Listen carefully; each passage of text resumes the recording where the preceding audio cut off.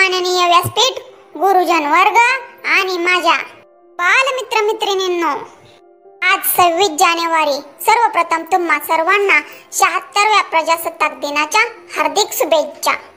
विद्येविना मती गेली, मतीविना नीती गेली, नीतीविना गती गेली, गतीविना वित्त गेले, वित्ताविना शूद्र खचले, इतके अनर्थ एका अविद्येने केले। महात्मा फुले शिक्षणाचे महत्त्व पटवून देताना म्हणतात, ज्यांनी स्त्री शिक्षणाला महत्त्व दिले आणि स्त्रियांसाठी शाळा काढली, मुक्ती युक्ती आणि कृतीत एक वाक्यता असणारा जहाल समाजसुधारक त्या माझ्या क्रांतीसूर्य महात्मा फुले यांच्या विषयी विचार व्यक्त करत आहे, ते तुम्ही शांतचित्ताने ऐकावे। महात्मा ज्योतिराव फुले यांचे आडनाव गोरे होते। जन्म 11 एप्रिल 1827 मध्ये झाला आणि मृत्यू 28 नोव्हेंबर 1890 मध्ये झाला। 1869 स्वतः कुळवाडी भूषण ही उपाधी लावली। त्यांचा 1852 मध्ये पुण्यात विश्रामबाग वाड्यात मेजर कॅन्डीच्या हस्ते सत्कार झाला।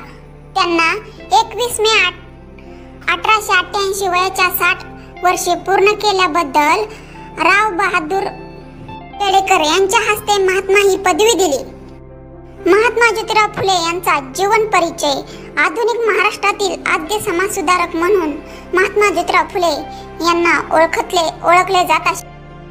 महात्मा फुले यांचे घराणे मूळचे साताऱ्यापासून 25 मैल अंतरावर असलेले कटगुळ हे गाव होते।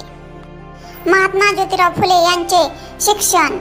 फुले यांच्या काळात ब्राह्मणेतर समाजाला शिक्षण देण्याचा अधिकार नव्हता।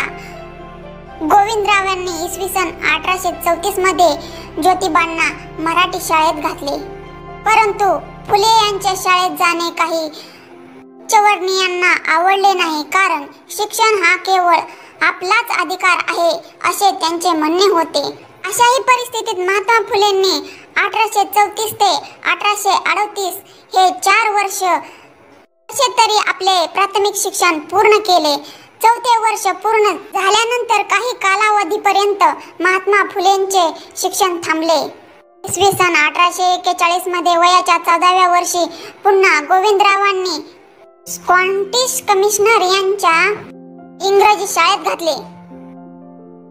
महात्मा ज्योतिराव फुले यांचा विवाह 13 वर्षाचे असताना इसवी सन 1840 मध्ये त्यांचा विवाह गावच्या खंडोबा नेवासे पाटील यांची मुलगी सावित्रीशी झाला।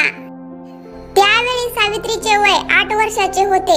त्यांचा जन्म 3 जानेवारी 1831 रोजी झाला होता। महात्मा फुले यांचे संस्थात्मक योगदान।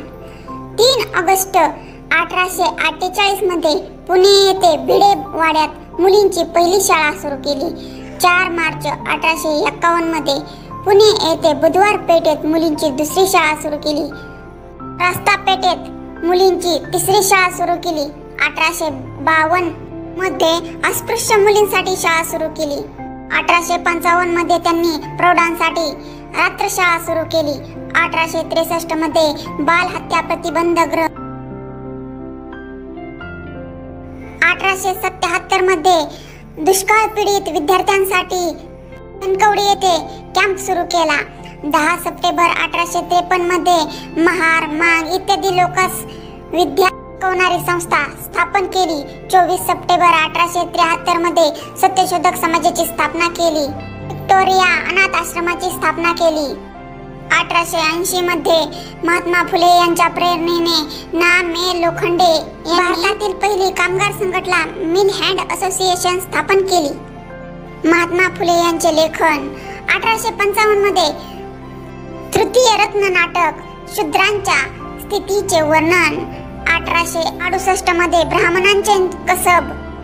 1873 मध्ये गुलामगिरी हा ग्रंथ अमेरिकेतील निग्रोची मुक्त करणाऱ्या लोकांना अर्पण केला। 1873 मध्ये अस्पृश्यता निवारणाचा पहिला कायदा। जानेवारी 1877 दीनबंधू मागासलेल्या दिनांच्या दुःखाला वाचा फोडणारे पहिले दैनिक महात्मा फुले यांच्या प्रेरणेने कृष्णराव भालेकर यांनी सुरू केले। 1880 पासून लोखंडे दीनबंधूचे व्यवस्थापन सांभाळले. 1883 शेतकऱ्यांचा आसूड हा ग्रंथ लिहिला. 1885 इशारा सत्सार द इसेन्स ऑफ ट्रूथ सार्वजनिक सत्यधर्म हा ग्रंथ त्यांच्या मृत्यूनंतर प्रकाशित झाला. या ग्रंथास विश्व कुटुंबवादाचा जाहीरनामा म्हणतात. अस्पृश्यांची कैफियत शिवाजी महाराजांचा पोवाडा यांच्यावर त्यांचे लेखन होते. एवढे बोलून मी माझ्या वाणीला पूर्णविराम देत आहे. जय हिंद, जय भारत.